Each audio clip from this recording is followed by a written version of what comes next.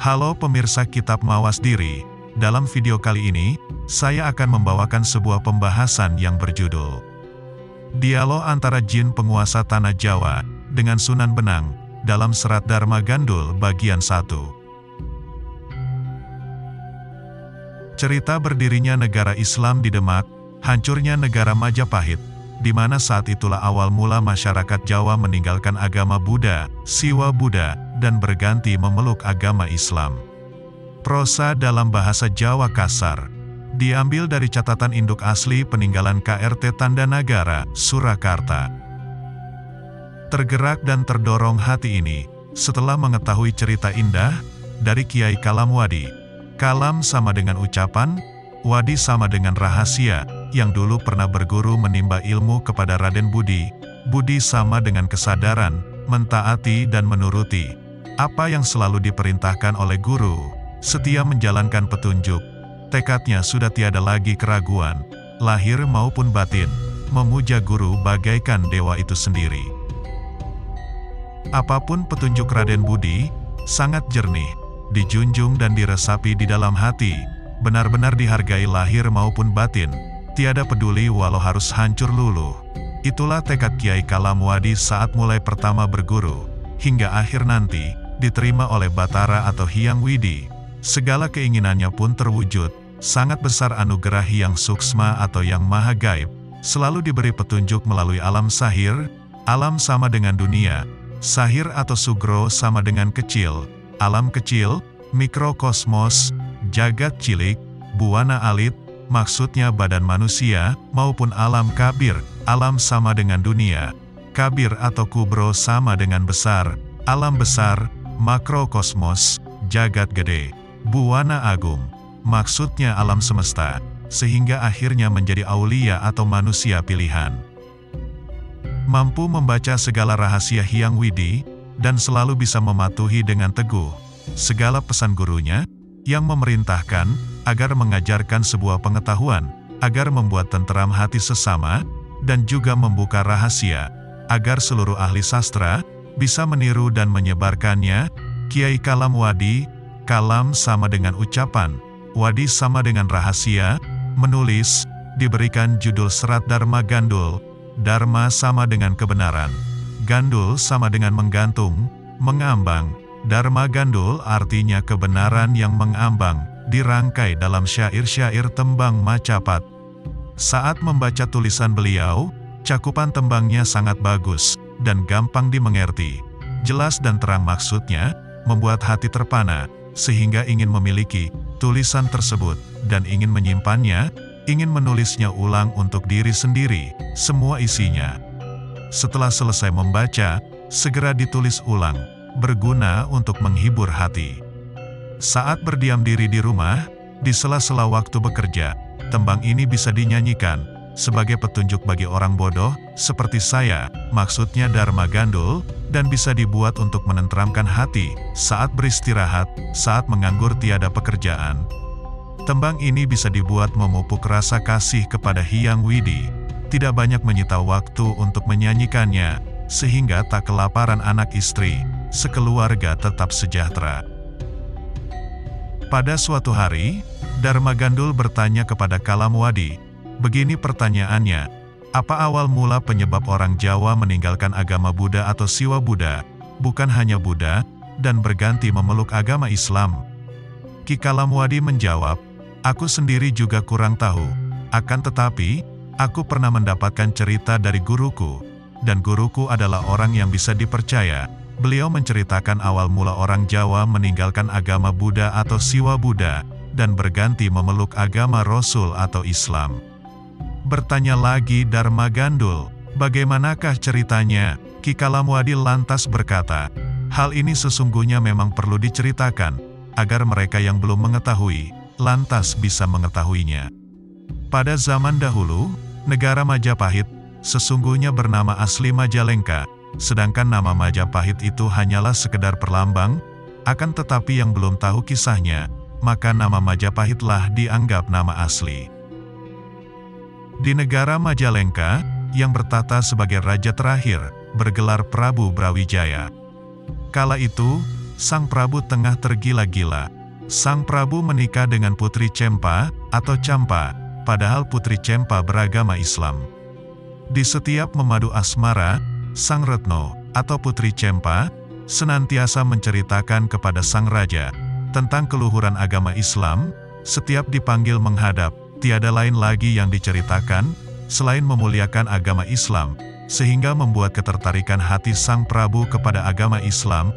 Tidak berapa lama kemudian, seorang keponakan Putri Cempa yang bernama Said Rahmat berkunjung ke Majalengka, serta memohon izin kepada Sang Raja, agar diperkenankan menyebarkan syariat agama Rasul, Islam.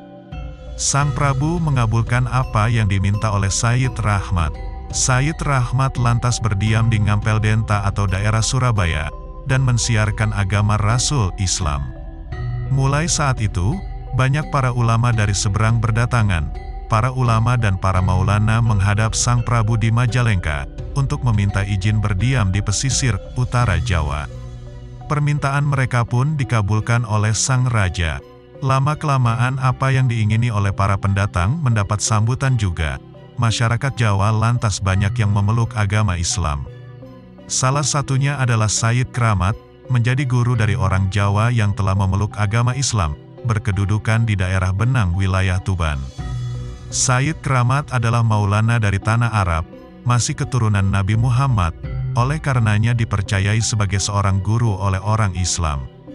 Banyak orang Jawa yang terpikat dan berguru kepada Said Kramat.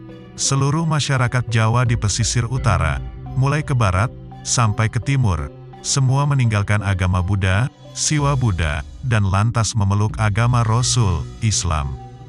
Bahkan, mulai daerah Belambangan ke barat, hingga daerah Banten, banyak yang pada tertarik ucapan-ucapan Said Kramat.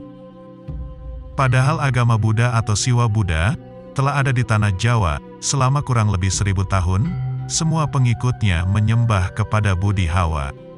Budi sama dengan kesadaran, di sini yang dimaksud adalah kesadaran sejati, adalah zat Hyang Widi, Hawa adalah kehendak hati, maksudnya tanpa paksaan. Menyembah Budi Hawa artinya menyembah kesadaran sejati, tanpa ada paksaan dari siapapun dan apapun. Manusia tidak memiliki kekuatan apapun, manusia hanya sekedar menjalani, kesadaran sejati Tuhanlah yang menggerakkannya. Sang Prabu Brawijaya memiliki putra lelaki, hasil perkawinannya dengan seorang putri berkebangsaan Cina, lahir di Palembang, bernama Raden Patah. Ketika Raden Patah telah beranjak dewasa, berniat menghadap kepada ramandanya, ikut serta saudara lain ayah satu ibu, bernama Raden Kusen. Setibanya di Majalengka, Sang Prabu sempat kebingungan untuk memberikan nama kepada putranya tersebut. Sebab jika mengambil nama dari ramandanya, maka harus bernama Jawa Buddha, karena ramandanya beragama Jawa Buddha. Jika mengambil nama menurut para leluhur dahulu, seorang putra raja yang lahir di wilayah pegunungan harus diberi nama Bambang. Jika mengambil nama dari ibunya, maka lebih cocok diberi nama Kaotiang. Jika mengambil nama dari Arab, sesuai dengan agama yang dianut Raden Patah, maka pantas diberi nama Said atau Sarip. Sang Prabu lantas memerintahkan Patih dan para nayaka, pejabat untuk menghadap, semua diminta pertimbangan untuk memberikan nama kepada putranya ini. Sang Patih mengatakan, bahwasanya jika menurut leluhur, maka pantas diberikan nama Bambang, akan tetapi karena ibunya berasal dari Cina, maka lebih baik diberi nama Babah. Selain pantas, juga menyeratkan maksud bahwa Raden Patah Pambabare ana negara liya, lahirnya di daerah luar Jawa. Mendengar penuturan Sang Patih yang seperti itu, semua pejabat menyepakati. Dan pada akhirnya Sang Raja kemudian mengumumkan bahwasanya putra beliau yang lahir di Palembang tersebut, diberikan gelar dan nama Babah Patah. Hingga sekarang, untuk menyebut anak blasteran Cina Jawa, lumrah dinamakan Babah. Pada waktu itu, Babah Patah merasa takut, jika tidak menyetujui kehendak ramandanya, memberikan nama Babah padanya, sehingga seolah-olah dia juga menyukai nama itu. Padahal tidak demikian, sesungguhnya dia tidak menyukai nama Babah tersebut. Di kala itu, Babah Patah lantas diangkat sebagai bupati di daerah Demak, membawahi seluruh bupati. mulai pesisir Demak ke barat, serta pula Baba Patah dinikahkan dengan putri dari Ngampel Gading, cucu dari Kiai Ageng Ngampel, Sayyid Rahmat atau Sunan Ngampel keponakan Putri Cempa. Setelah sekian waktu berdiam di Majalengka, lantas boyongan ke Demak, berada di desa Bintara. Karena Baba Patah semenjak di Palembang telah beragama Islam, oleh Sang Prabu diperkenankan tetap menjalankan agamanya di Demak. Sedangkan Raden Kusen waktu itu diangkat sebagai Adipati Terung, daerah Tarik, Mojokerto sekarang, diberikan gelar Raden Arya Pecatanda. Lama-kelamaan syariat Rasul, agama Islam, semakin berkembang pesat. Semua ulama meminta perkenanan Sang Prabu untuk memakai gelar Sunan. Sunan itu artinya budi kesadaran, akar kecerdasan untuk membedakan mana yang baik dan mana yang buruk. Jika buah budi, buah kesadaran, mampu menyadari kepada segala kebaikan, maka manusia seperti itu patut dijadikan tempat sinuwunan, dimintai pengetahuan lahir batinnya. Maksudnya patut dijadikan guru. Pada saat itu para ulama budi kesadarannya masih bagus, belum memiliki keinginan untuk berbuat tidak baik, masih berfokus pada spiritualitas murni. Sang Prabu Brawijaya melihat dan heran, para ulama Islam kok olah batinnya mirip dengan pengikut agama Buddha, Siwa Buddha, akan tetapi minta disebut Sunan. Spiritualitas yang dijalankan sama dengan pengikut agama Buddha. Padahal menurut kabar, penganut syariat Rasul, Islam, hanya menjalankan puasa tidak sedemikian kerasnya, karena merusak melanggar syariat. Maksudnya, konon kabar yang diterima Sang Prabu tentang aturan spiritualitas orang-orang Islam sesuai syariat, tidaklah seketat yang beliau lihat yang dijalankan para sunan tersebut. Sang Prabu tidak tahu, bahwa para sunan tersebut menjalankan laku tasawuf, laku spiritualitas yang memang kadang sedikit berseberangan dengan syariat Islam itu sendiri di beberapa hal. Prabu Brawijaya pun mengizinkan permintaan para ulama. Agama Rasul semakin menyebar luas. Semua kejadian di atas memang sangat aneh. Maksudnya begitu mudahnya Sang Prabu memberikan izin, kita tidak menyaksikan sendiri. Semua ini berasal dari ingatan para leluhur. Manakala kita mendapat cerita ini, sudah sepatutnya otak kita kritis, mau mempercayainya atau tidak, harus benar-benar dipertimbangkan secara matang. Sampai sekarang masih nampak peninggalan-peninggalan sejarah yang berkaitan dengan cerita di atas, masih bisa dinyatakan keberadaannya. Oleh karena itu, menurutku kejadian di atas bisa dipercaya. Kala itu, Sunan Benang berkeinginan untuk mengunjungi kota Kediri. Dalam perjalanan tersebut, yang menemani hanya 2 orang sahabat, murid. Sesampainya di wilayah Kediri bagian utara, tepatnya di wilayah Kertasana, Kertosono. Perjalanan mereka, terhalang oleh aliran air sungai Brantas yang tengah meluap banjir, namun tidak begitu besar. Sunan Benang, beserta 2 muridnya masih bisa menyeberang. Sesampainya di sebelah timur sungai, mereka mencari tahu agama apa yang dipeluk oleh masyarakat yang tengah berdiam di situ. Apakah sudah memeluk agama Islam atau masihkah menjalankan agama Budi? Dalam teks asli, tidak tertulis Buddha, tapi Budi. Berarti jelas, yang dimaksud adalah agama-agama selain Islam, dan keberadaan agama-agama tersebut, diikat oleh tali kesadaran pluralitas. Saling asa-asi dan asuh satu sama lain. Agama Budi, kurang lebihnya berarti agama kesadaran, damar sasangka.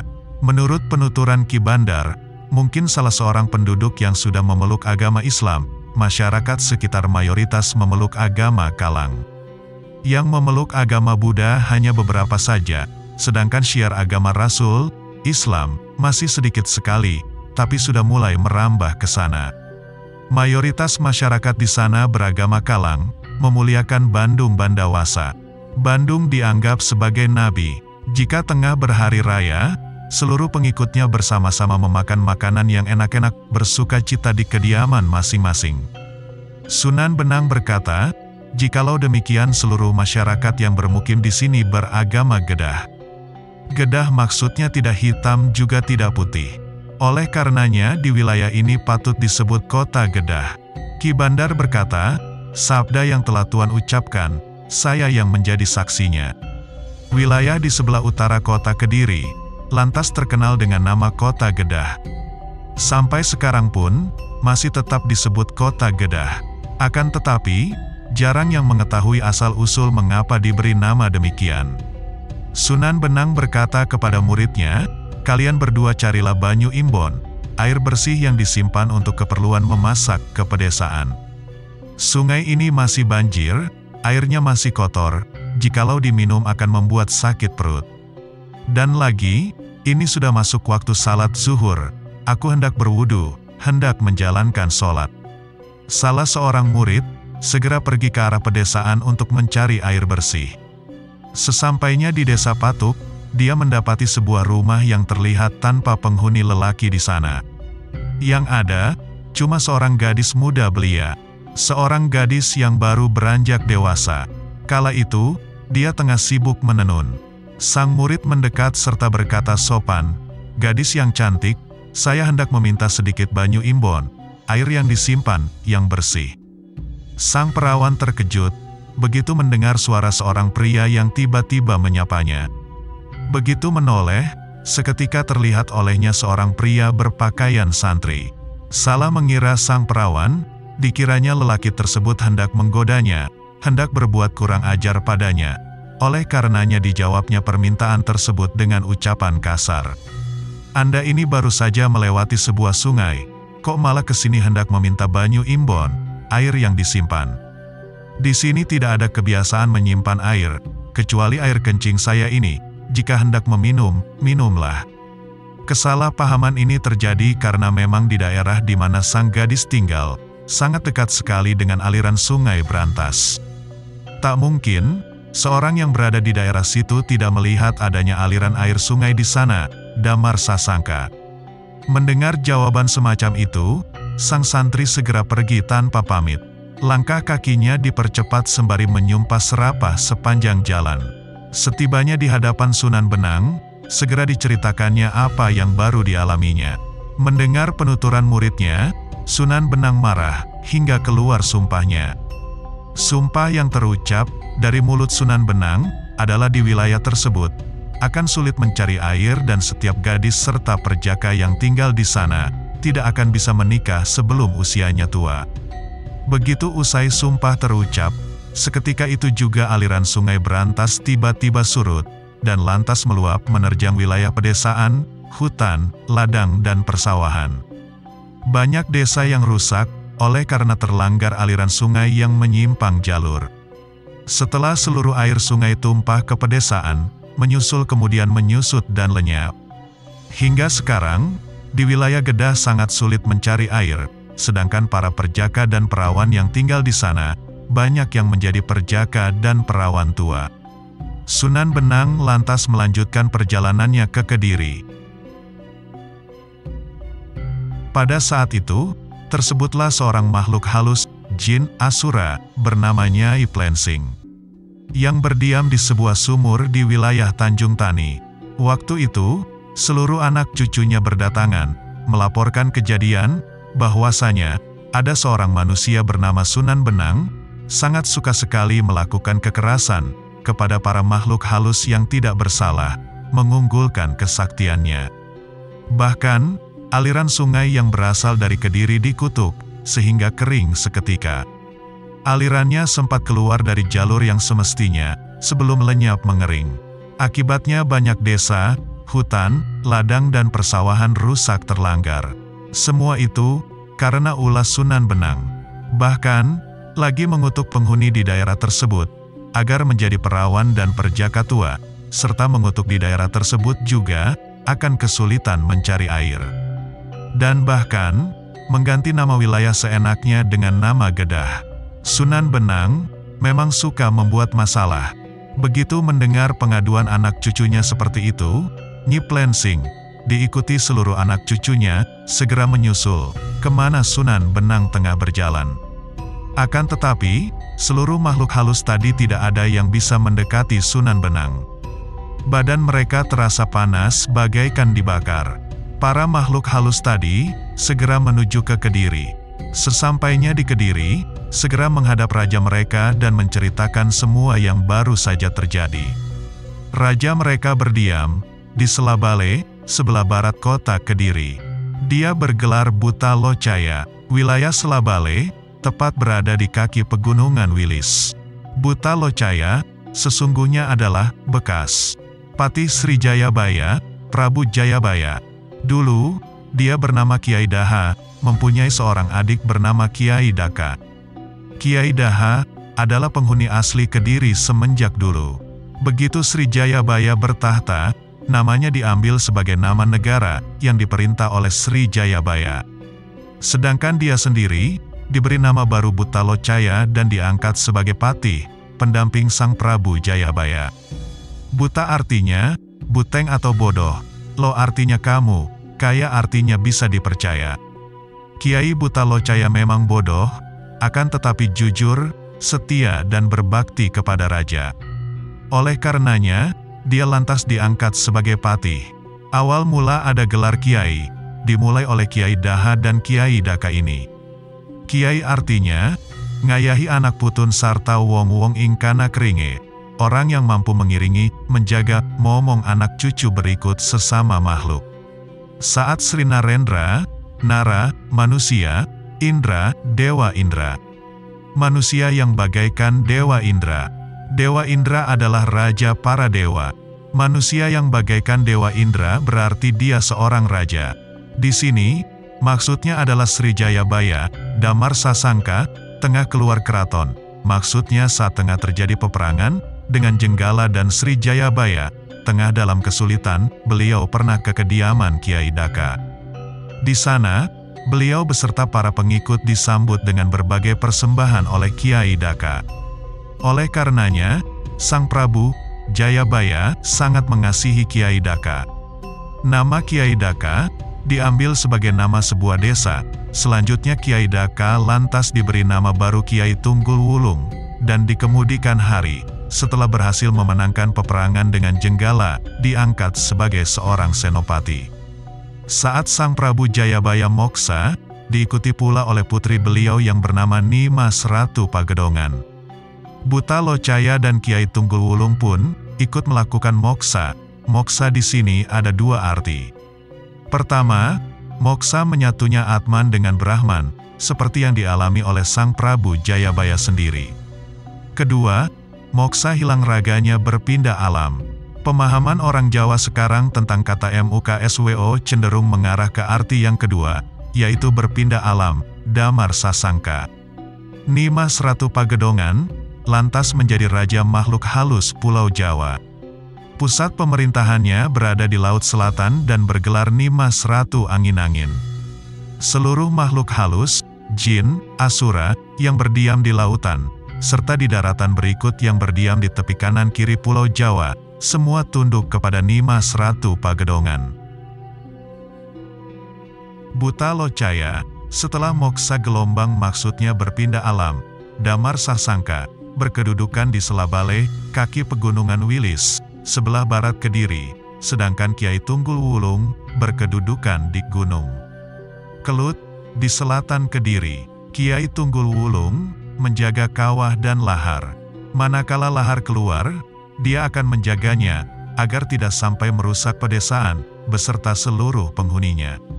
Pada waktu itu, Kiai Buta Locaya tengah duduk di atas kursi kencana, yang dialasi dengan permadani gemerlapan, dihiasi dengan bulu-bulu merak.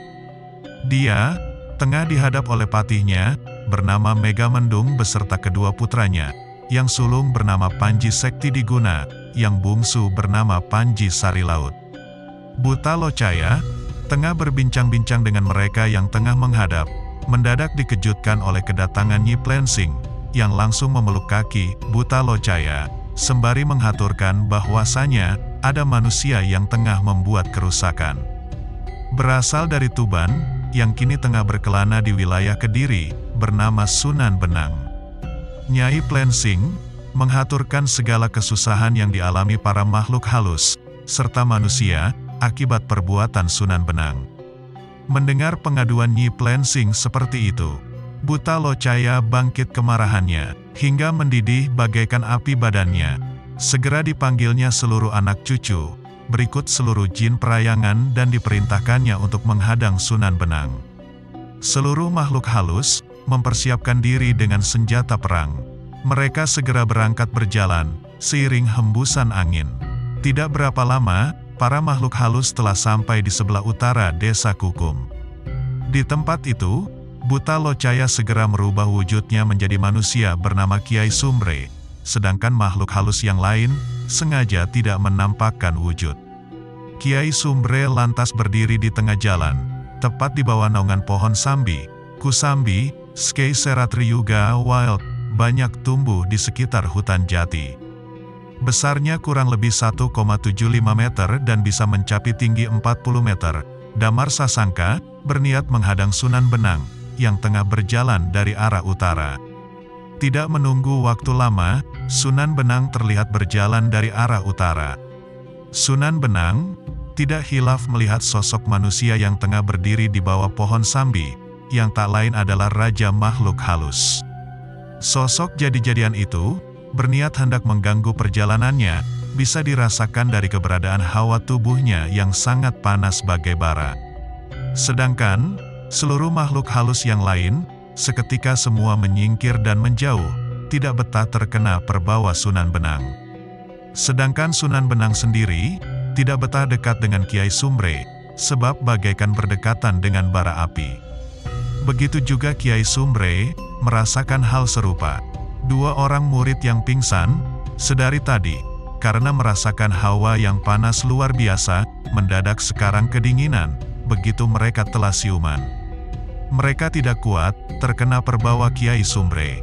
Sunan Benang berkata kepada Kiai Sumbre, "Buta Locaya, apa maksudmu menghadang perjalananku dan menyamar sebagai manusia dan bernama Kiai Sumbre?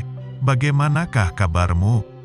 Terkejut Buta Locaya, manakala Sunan Benang mengenali siapa dirinya yang sesungguhnya. Terlanjur basah sudah ketahuan, maka lantas bertanya kepada Sunan Benang, "Bagaimanakah Anda bisa tahu kalau saya ini adalah Buta Locaya?" Sunan Benang menjawab, "Aku tidak akan tertipu. Aku tahu kamu adalah Raja Makhluk Halus di wilayah Kediri ini, namamu Buta Locaya." Kiai Sumbre bertanya kepada Sunan Benang, "Anda ini orang apa? Memakai busana kedodoran tidak praktis, bukan busana orang Jawa. Mirip bentuk walang kadung, belalang yang kakinya panjang-panjang tidak simetris dengan tubuhnya." Sunan Benang menjawab, "Aku berbangsa Arab, namaku Said Keramat, kediamanku di Benang wilayah Tuban.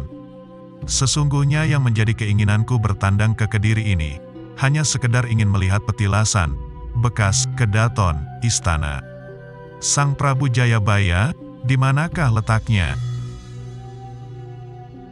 Buta Locaya lantas menjawab, "Di sebelah timur dari sini terdapat Dusun Menang. Semua petilasan, bekas, telah sirna, istana beserta pesanggerahan juga sudah tidak ada lagi. Taman Bagendawati, milik Nimas Ratu Pagedongan juga sudah musnah. Pesanggerahan Wanacatur juga sudah sirna, hanya tinggal dikenang dalam nama-nama dusun di sana. Musnahnya semua petilasan tadi, dikarenakan tertimbun pasir yang dimuntahkan oleh Gunung Kelut. Sekarang, saya hendak bertanya, Anda melakukan perbuatan yang menyengsarakan kepada anak cucu Adam." Buta Locaya sengaja menggunakan nama seorang nabi, yang diyakini sebagai nenek moyang manusia oleh orang Islam, seperti halnya Sunan Benang yang kini berada di hadapannya, Damar Sasangka, dengan mengeluarkan kutub yang tidak sepatutnya. Mengutuk, agar terjadi perawan tua dan perjaka tua, menamai seenaknya sendiri tempat yang baru Anda masuki dengan nama Gedah, memindahkan aliran sungai, mengutuk agar sulit air, itu semua adalah perbuatan yang bisa disebut menganiaya sesama, dan tidak pantas sama sekali. Menimpakan hukuman kepada mereka yang tanpa dosa. Betapa susahnya menjalani sebuah pernikahan, jika usia sudah sangat tua, mempersulit mereka untuk meneruskan keturunan makhluk Latawal Hucua. Latawal Hucua, gelombang Lata dan Hucua, adalah nama malaikat yang dipercaya sebagai putra wanita Allah di zaman sebelum Islam lahir di Makkah. Keberadaan Latawal Hucua sangat ditentang oleh pengikut Islam di kemudian hari, setelah Islam mulai berkembang di Makkah, karena Lata dan Hucua dianggap setara dengan Allah itu sendiri. Buta Locaya sengaja menggunakan nama Lata Walhuja untuk menunjukkan bahwasanya lebih baik menjadi makhluk ciptaan Lata Walhuja, sosok pencipta yang feminin, di mana sifat feminin yang lembut pastinya akan dominan tergambarkan di setiap makhluk ciptaannya.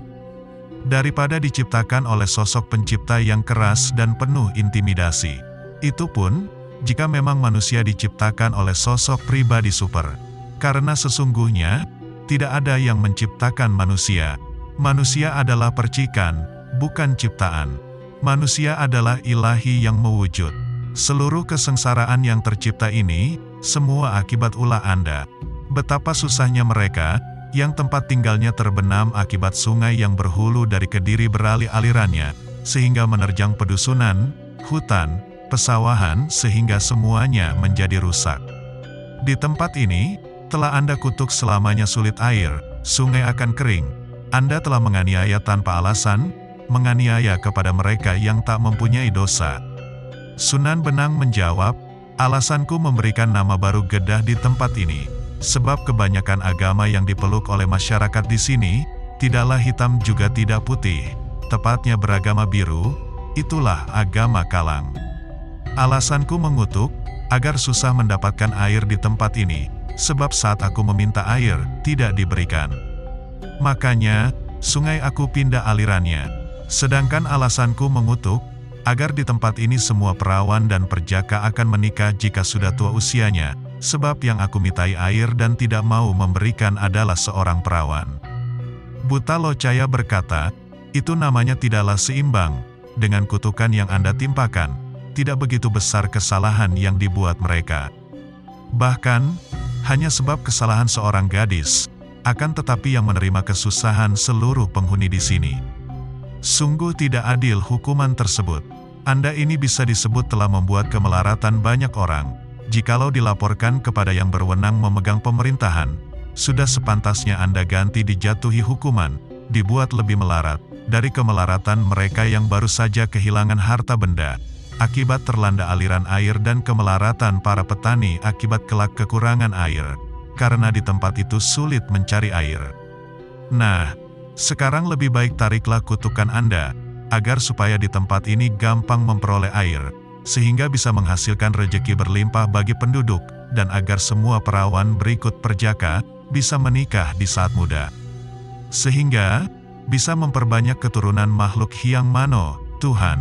Anda bukan seorang penguasa yang mempunyai hak atas wilayah ini, sebagaimana seorang raja, akan tetapi menghakimi agama-agama yang hidup di tanah ini, itu namanya Anda manusia sirik. Sunan Benang menjawab, walau hendak kamu laporkan kepada Raja Majalengka, penguasa sah wilayah ini, aku tidak takut. Sampai di sini dulu untuk pembahasan kali ini. Tunggu kelanjutan pembahasannya di video selanjutnya. Tetap di channel Kitab Mawas Diri.